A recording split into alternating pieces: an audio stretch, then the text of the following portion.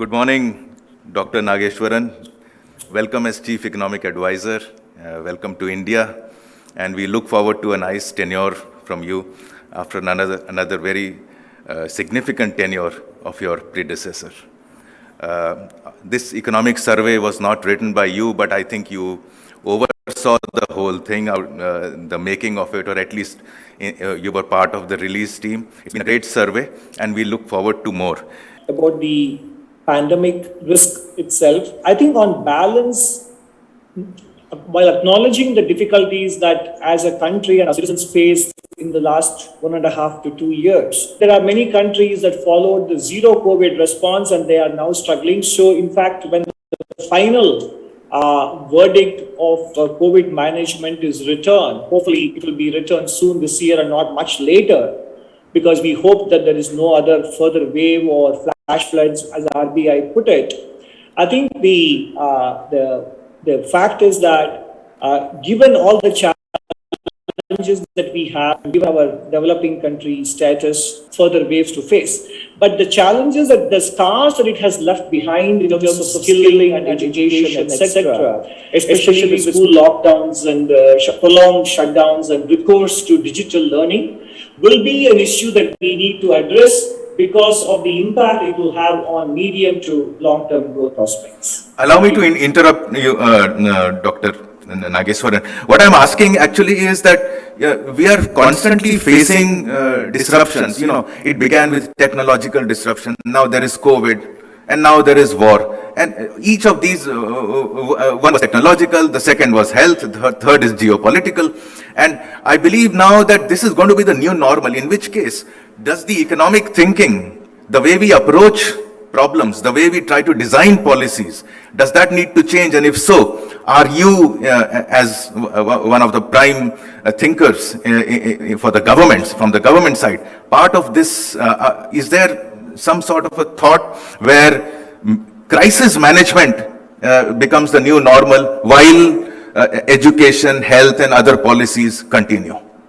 No, I think your point is well made. In fact, you said this is becoming the new normal. In fact, I was going to say that for this decade, unfortunately, we may need to get used to this situation being the norm than the exception, that we would face geopolitical crisis and a resetting of many things that we have taken for granted in the last 75 years.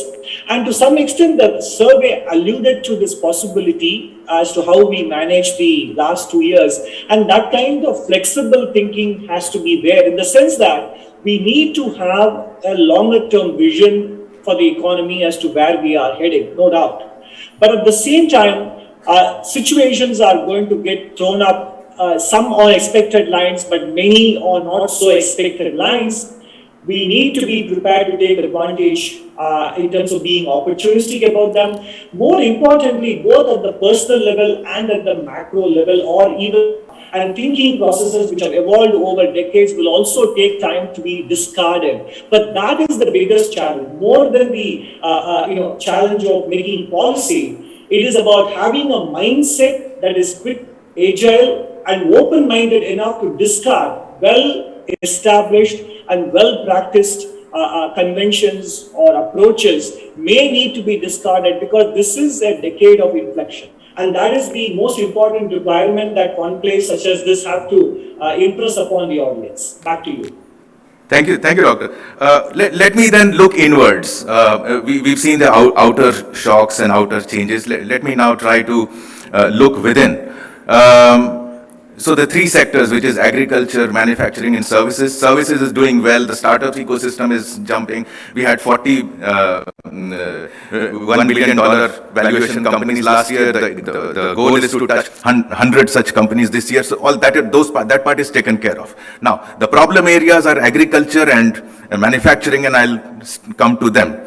The three farm laws, which I thought were extremely great for the small and marginal farmer, have been now repealed. What is the way forward if we want to increase farm productivity? So, land consolidate. So the formulas were one element of the puzzle or the piece that is required, of the many pieces that are required to boost agricultural productivity. So consolidation of farmland is also an important element because the economic size, I do recall reading a OECD study some time ago that the economic size for a for a farmer to be viable is close to 4 hectares rather than less. And we know that 2/3 of the farm holdings in our country are less than 1 hectare, etc. So clearly, farm land consolidation is an important element. And second, of course, knowing what we are seeing with respect to salination of water tables and depletion of groundwater. Clearly, crop diversification and switching to other crops rather than concentrating on grains, especially in those selected parts of the country which rely a lot on grains. That's the second element.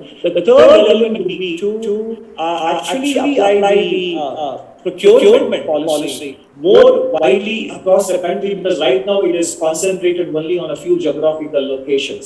And the fourth and the important element of it is, which has been introduced in the last several years but has not probably made the deepest possible impact it should, is crop insurance, which is about planning for contingencies. That needs to be there. These elements would be important for raising farm productivity. Of course, the farm laws definitely were about giving choices to the farmers, and I don't think that the Prime Minister said that these are being withdrawn for good. I think from his remarks at the time when the farm laws were withdrawn, it appeared more like a tactical retreat. And this morning, I did see some news stories that some states are going ahead with the free movement of grains and allowing farmers to sell outside, etc. So, other than grains, this whole idea of farmers having a choice to sell through mandis or in the open market are already happening, whether with respect to dairy products or fruits and vegetables and flowers, etc. In many of these areas, what the formulas try to bring with respect to grains is already a reality. So I would think, based on what Jagdish Bhagwati said in India, that policy making is a 25-year marathon run in this country. Many things will happen when the inflection point comes. It is difficult to predict it, but I would think it's a matter of when and not if, when farmers get the choice to decide what to grow, at what price to sell, and whom to sell. Back to you. Thank you. I'll shift to manufacturing then. In 1991, the Statement on Industrial Policy 1991, ushered in by Prime Minister P.V. Narasimha Rao, ended the license Raj. However, the Inspector Raj continues. Today, and this applies more to manufacturing than to services, although it applies to services in a smaller form as well. So today there are 69,233 compliances at an aggregate that businesses need to conform to, of which 26,134 carry imprisonment clauses. I think we are trying to we are sending a message to our entrepreneurs that we don't want you. If at all you do something, there is a threat of putting you behind bars. But since nobody is behind bars, actually, this entire edifice is it's the foundation of what you and I call the rent-seeking society. I believe that if these compliance reforms come through, I don't know if you've been able to go through this report, Jailed for Doing Business. We released it 2 weeks ago.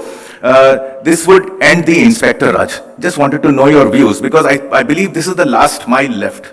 Everything else, technology, finance, markets, access, global, everything is there in place. It is just this last mile which prevents a small entrepreneur from becoming a middle or from expanding, because the moment he expands and enters the compliance universe, he has to look at 400 to 600 compliances every year. I couldn't put it better, Gautam, because your comment was more a comment, an observation than a question. And by the way, while I've not yet read fully the report and it is downloaded and it's in my inbox, I must compliment you and team leads for that wonderful report. It's very, very important. And I think, you said we economists call it the rent-seeking regime, but in order to give it a more, memorable acronym, I would call it the LIC Raj.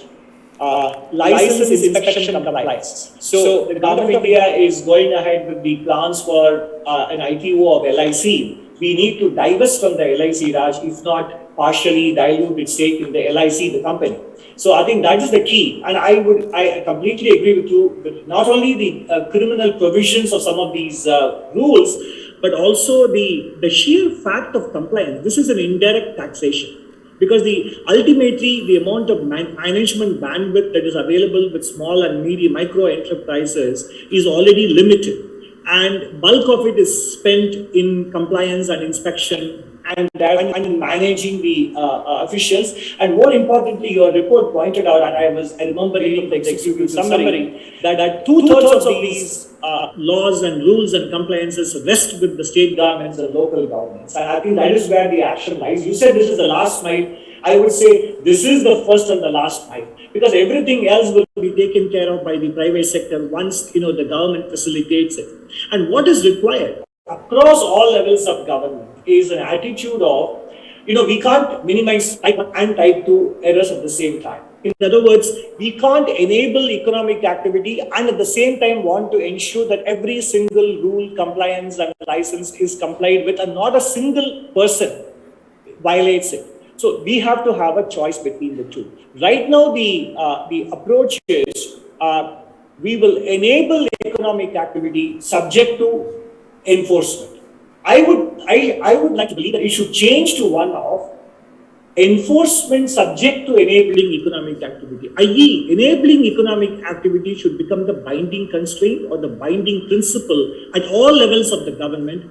And I think reports such as yours with this dramatic title, etc., are going to be serving a very, very useful purpose. And I can't commend you enough for putting it out there, because that is the single most important challenge for raising our potential growth in the years ahead. Back to you.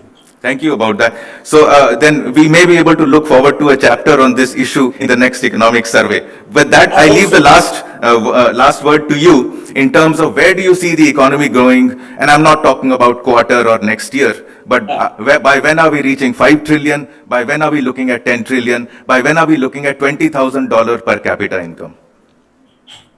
Gautam, I thought I left behind all the forecasting when I left the private sector, and that was 10 years ago. It's interesting that the first topic that was given to me by the organizers about a month ago was India at 100, a new economic identity. And then the topic that has got changed closer to the date is state of the economy, good, bad, and the ugly. So that kind of tells you that people are getting caught up in the near-term challenges. So therefore, it is appropriate that you pose the question as where the economy is headed from the long-term point of view. For your young audience, I would say that they may not have noticed. Given the exchange rate that we had in 21-22, the nominal GDP of India is around $3.2 trillion at the end of March 2022, which will be in about a few weeks from now. And then next year, of course, that is where any kind of assumption can be made given the recent developments. But assuming that the budget's assumption of 11% nominal GDP growth is quite realistic and has indeed somewhat, rather fortuitously incorporated some of these after developments in February, 11% or 12% can still be considered a realistic figure. So we will be heading towards $3.6 trillion of nominal GDP by the end of March 2023. Now, if we simply assume, given that the current situation will be the kind of environment that we will face in the rest of the decade, as we discussed earlier, and therefore, if we assume that 10% nominal GDP growth is a very, very conservative assumption. And we all know that the rule of 72 at 10%, your number doubles. So by the end of the decade, we should be at a nominal GDP of 7.2 trillion, and that is a lowball estimate, in my opinion, of nominal GDP. So yes, there are multiple challenges, but it also throws up opportunities. For example, this year, the wheat exports from India will do very well given the rising wheat prices. And then this high oil prices is going to precipitate greater blending of ethanol into the fuel mix, reducing our dependence on fossil fuels, etc. Yes, there will be an impact if the current oil price situation persists for a quarter or two. It will have an impact on the fiscal deficit, inflation. But going forward, I would think the Indian economic glass is more than half full. Because as you mentioned, we have done all the hard work. The financial sector has been cleaned up. Bank balance sheets are strong. Capital adequacy is high. The corporate sector has deleveraged and is poised to increase capacity utilization provided demand recovers. And demand is being held back because consumers are still worried by the pandemic clouds and the after effects of the last 2 years of impact. And of course, and therefore investment spending, employment generation, income growth is a virtuous cycle that needs to happen. We thought Omicron having been relatively milder, this would happen in the first quarter of the new financial year. But now, given this uncertain situation, it may get further pushed out. But in the medium term, I would think the biggest challenges to us realizing our full potential are only two areas. Education, skilling, I combine them into one, and then health.